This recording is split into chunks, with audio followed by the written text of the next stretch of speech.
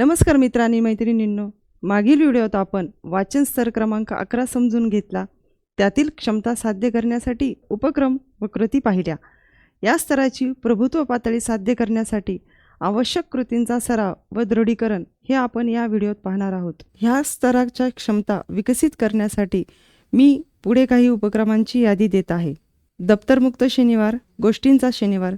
मित्रांनो, हा उपक्रम आपण आपल्या शाळेत राबवतोच, परंतु या ठिकाणी या स्तराची क्षमता विकसित करण्यासाठी आपणास गोष्टींचा शनिवार घ्यायचा आहे. तो कसा घ्यायचा तर समग्र शिक्षा अभियानांतर्गत शाळेत खूप चित्रमय पुस्तकं उपलब्ध झालेली आहेत. या पुस्तकांचा वापर करून आपण या ठिकाणी गोष्टींचा शनिवार हा उपक्रम घेऊ शकतो. पुढील उपक्रम आहे नाट्यीकरण. नेमून दिलेल्या पाठ्यक्रमामध्ये बरेचसे पाठ्यांश हे संवादाच्या स्वरूपात आलेले आहेत. हे संवाद आपण मुलांकडून नाट्य स्वरूपात करून घेऊ शकतो. पुढील उपक्रम म्हणजे प्रकट वाचन. मित्रांनो, आपण आपल्या वर्गात दैनंदिन अध्यापन करत असताना प्रकट वाचन रोजच करत असतो, परंतु या ठिकाणी आपण संवादात्मक जे पाठ आलेले आहेत त्या पाठांचं आदर्श प्रकट वाचनात जर का रूपांतर केलं तर मुलांना हा स्तर साध्य करण्यासाठी नक्कीच फायदा होईल. पुढील उपक्रम आहे भूमिका निभावणे. बऱ्याचशा ऐतिहासिक भूमिका, सजीव निर्जीव यांच्या भूमिका निभावणे म्हणजेच थोडक्यात त्यांचे आत्मवृत्त सांगणे हे या ठिकाणी उपक्रम म्हणून आपण करून घेऊ शकतो. पुढचा उपक्रम आहे प्रसंग निर्मिती. मुलांच्या भावविश्वात दैनंदिन असंख्य प्रसंग तयार होत असतात. प्रत्येक मुलाला तुम्हाला त्याच्या घरी काय घडलेलं आहे किंवा त्याच्या भावविश्वात काय घडलेलं आहे हे सांगण्याची उत्सुकता असतेच. असे मुलं जेव्हा तुम्हाला प्रसंग सांगतील तेव्हा ते प्रसंग फळ्यावरती लिहून याच प्रसंगाचं आपण वाचन करून घेऊ शकतो. व्हॉट्सअप इमोजीचा वापर हे अतिशय मनोरंजक पद्धतीने आपण मुलांकडून करून घेऊ शकतो.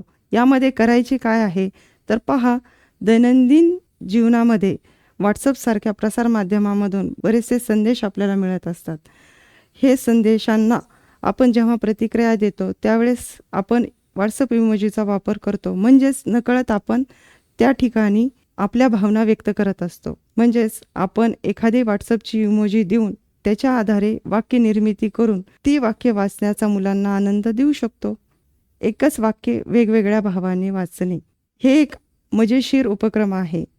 उदाहरणार्थ, शांत बसा हे वाक्य आपण रागाने म्हणू शकतो, प्रेमाने म्हणू शकतो. अजून एक वाक्य म्हणजे या आपलीच वाट पाहत होतो हे पण वाक्य आपण आदराने म्हणू शकतो किंवा रागाच्या स्वरातही म्हणू शकतो. वर्तमानपत्रे वाचन. पहा, ग्रामीण भागामध्ये वर्तमानपत्र येण्याची अडचण असते. या अडचणीवरही आपण मात करू शकतो. ती कशी तर वर्तमानपत्रात मुलांसाठी विशेष सदर येतात. या सदरांची कात्रणे जमा करून त्यांचा संग्रह करून जर का आपण मुलांना वाचायला दिले तर हा एक नाविन्यपूर्ण उपक्रम होईल. पुढचा उपक्रम आहे जाहिरातींचे वाचन. या जाहिरातींचे वाचन म्हणजे कोणते तर बघा, एस.टी. बस, घराच्या भिंती, दुकानांच्या भिंती याच्यावरती बऱ्याचशा जाहिराती लिहिलेल्या असतात. या जाहिरातींचे वाचन करून आपण मुलांकडून घेऊ शकतो. यातील काही उपक्रम हे आपण मागील व्हिडिओमध्ये सरावासाठी पाहिलेली आहेत, तर यातील काही उपक्रम हे दृढीकरणासाठी आपण या व्हिडिओत पाहणार आहोत. या ठिकाणी गोष्टींचा शनिवार हा उपक्रम घेतला आहे. मित्रांनो, आपल्या शाळेत समग्र शिक्षा अभियानांतर्गत खूप चित्रमय गोष्टींची पुस्तके आलेली आहेत. आपण आपल्या शाळेत दप्तरमुक्त शनिवार या अंतर्गत गोष्टींचा शनिवार हा उपक्रम घेऊ. मुलांना गोष्टी आवडतात. शाळेत असणारी गोष्टींची पुस्तके यासाठी वापरता येतील. गोष्टी वाचन स्पर्धा घेऊन आपण मुलांना या स्तरातील क्षमता प्राप्त करून देण्यासाठी मदत करूयात. याशिवाय व्हॉट्सअप इमोजीचा वापर हा देखील एक मजेशीर उपक्रम आहे. अलीकडच्या काळात व्हॉट्सअपसारख्या प्रसारमाध्यमातून वेगवेगळे संदेश येतात. या ठिकाणी नकळत आपण या संदेशाला प्रतिक्रिया देण्यासाठी शब्दांऐवजी या इमोजींचा वापर करतो. एक प्रकारे आपण इमोजीच्या माध्यमातून आपल्या भावनाच व्यक्त करतो. व्हॉट्सअप इमोजीचा वापर बघा, या ठिकाणी मी तोंडावर बोट ठेवलेली एक इमोजी घेतली आहे. त्यासाठी आपल्याला वाक्य बनवता येईल. शांत बसा, एकदम गप्प. दुसरी इमोजी आहे कानावर हात ठेवलेली इमोजी. वाक्य आहे, बापरे किती मोठा साप आहे. अरे देवा, असा कसा पडला तू. मी पुढील उपक्रम घेत आहे, भूमिका निभावणे. या ठिकाणी ऐतिहासिक व्यक्तींची भूमिका, प्राणी, पक्षी, निर्जीव वस्तू यांची भूमिका, थोडक्यात त्यांचे आत्मवृत्त विद्यार्थ्यांच्या मदतीने लिहूयात आणि हा मजकूर विद्यार्थ्यांना वाचण्यास उपलब्ध करून देऊयात. उदाहरणार्थ, मी सावित्रीबाई फुले बोलते. मी फुलपाखरू असते तर. मी दप्तर बोलतोय. आपण या ठिकाणी मी फुलपाखरू असते तर ही कृती घेऊयात. मी जर फुलपाखरू असते तर. अरे वा, किती छान. मलाही सुंदर पंख असते.